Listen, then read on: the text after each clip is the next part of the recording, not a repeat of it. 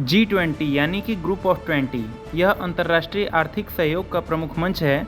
यह सभी प्रमुख अंतर्राष्ट्रीय आर्थिक मुद्दों पर वैश्विक संरचना और अधिशासन निर्धारित करने तथा उसे मजबूत करने में महत्वपूर्ण भूमिका निभाता है। भारत में 1 दिसंबर 2022 से लेकर 30 नवंबर 2023 तक G20 की समिट होनी है और इसकी अध्यक्षता अपना देश भारत करेगा। अब चलिए जानते हैं कि इसकी स्थापना कब हुई और क्यों करना पड़ा इसकी स्थापना। दरअसल G20 की स्थापना 1999 में एशियाई वित्तीय संकट के बाद वित्त मंत्रियों और केंद्रीय बैंक के गवर्नरों के लिए वैश्विक आर्थिक और वित्तीय मुद्दों पर चर्चा करने के लिए एक मंच के रूप में की गई।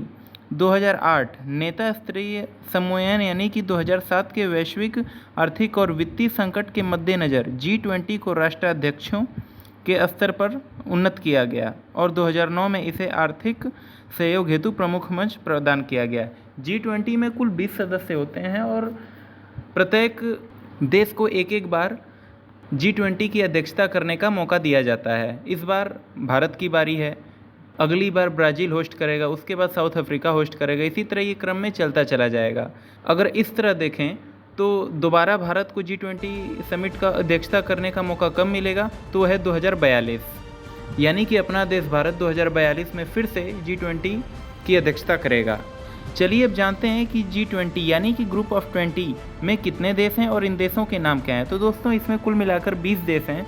उनमें सबसे प्रमुख हैं अर्जेंटीना, ऑस्ट्रेलिया, ब्राज़ील, कनाडा, चीन, France, Germany, Bharat, Indonesia, Italy, Japan, कोरियाई गणराज्य, मैक्सिको, रूस, सऊदी अरब, दक्षिण अफ्रीका, तुर्की, यूनाइटेड किंगडम यानी कि यूके और संयुक्त राज्य अमेरिका और यूरोपीय संघ शामिल हैं। G20 सदस्य देशों में वैश्विक सकल घरेलू उत्पाद का लगभग 85% और 75% से अधिक और विश्व की लगभग 2/3 आबादी है। और जो देश इसकी अध्यक्षता करता है उसको एक अथॉरिटी दी जाती है कि वो अपनी तरफ से किसी भी देश को अतिथि के रूप में बुला सकता है। जैसे भारत ने बांग्लादेश और यूरोपीय संघ के कुछ देशों को G20 समिट में अपनी तरफ से अतिथि के रूप में आमंत्रित किया था और कुछ अंतर्राष्ट्रीय संगठनों को भी आमंत्रित किया था, जैसे कि UN ने, IMF, WHO, ILO और ADB को भी अतिथि अंतर्राष्ट्रीय संगठनों के रूप में भारत ने आमंत्रित किया था।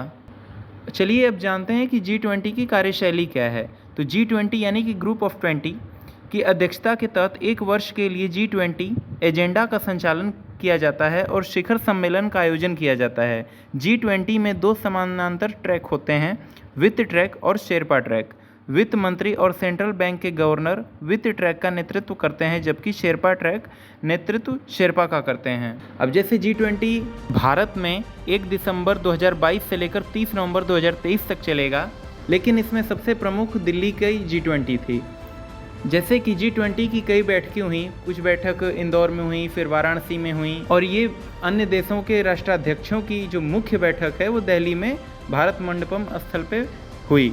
G20 के अन्य बैठकों में नागरिक समाज, सांसद, विचार, महिला, युवाओं, श्रमिकों, व्यवसायों और शोधकर्ताओं को एक साथ लाया जाता है और इस समूह का कोई अस्थायी सचिवालय नहीं है। इसकी अध्यक्षता ट्रोइका द्वारा समर्थित है। पिछला, वर्तमान और आने वाला अध्यक्षता भारत की अध्यक्षता के दौरान ट्रोइका में क्रमशः इंडोनेशिया, भारत और ब्राज़ील शामिल होंगे।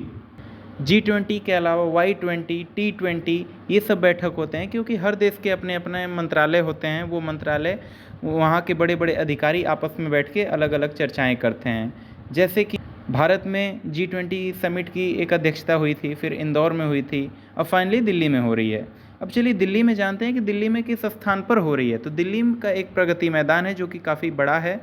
वहाँ पे भारत मंडपम नाम की एक जगह बनाई गई है जहाँ पे 5500 से भी ज़्यादा गाड़ी पार्क करने की क्षमता है। वहाँ पे विश्व की सबसे बड़ी नटराजन की मूर्ति हमारी देश के राष्ट्रपति द्रौपदी मुर्मू ने स्थापित किया है।